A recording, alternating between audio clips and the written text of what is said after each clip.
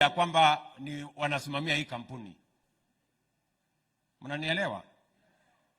Na sio mara ya kwanza sisi kufanya hiyo kazi. Tumekuwa tunakaa kidogo tunalipa. Tunakaa kidogo tunalipa. So, mimi nataka niseme hivi. Pesa tutatafuta ya serikali tutalipa. Si ndio? Na hiyo pesa sio pesa ya bure. Lazima nikuwe na maswali. Kwa sababu Wakenya wataniuliza, hii pesa yetu unaenda kulipa kwa miwa ambayo sijui ilienda wapi. Si hapo iko makosa? Hapa tuko na wafanyikazi wanatai shilingi bilioni 1 na 1.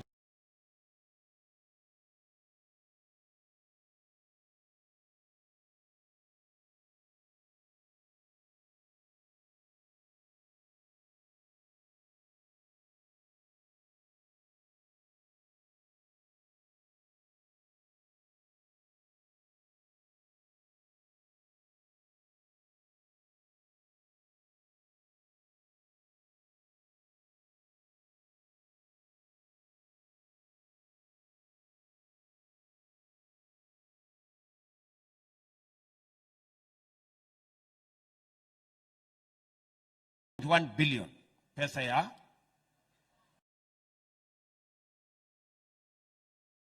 so ile kitu mimi nawahakikishia watu wa Sony na zile kampuni zingine, bilioni 117 tumefutilia mbali. Pesa bilioni 1.7 tutatafuta kama serikali, tutalipa wakulima wote wa hapa Sony, wa Chemelil, wa Muhoroni, wa Nzoia na hata huko Mumias. Wakulima wote tutawalipa pesa zao. Sawa sawa.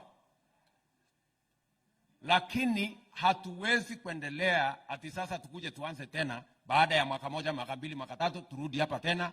Wakulima hawajalipwa, wafanyikazi hawajalipwa, tafuta pesa ya serikali. Hiyo mimi siwezi fanya. Si ndio? Hawa watu wote ambao wamechangia hii maneno, mambo yao ni matatu. Hakuna story nyingine.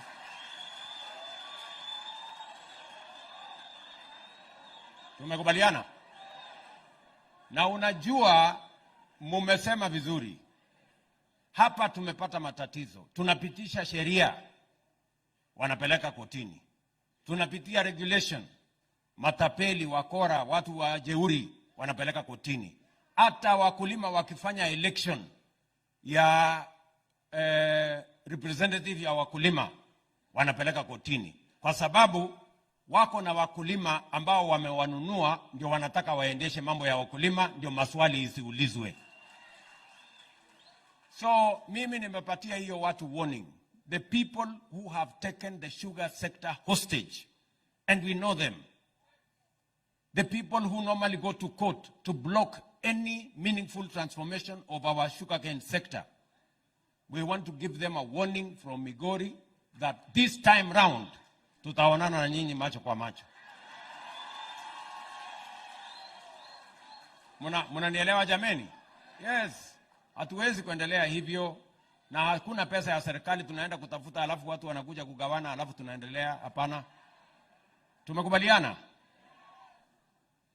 Sasa mumeniambia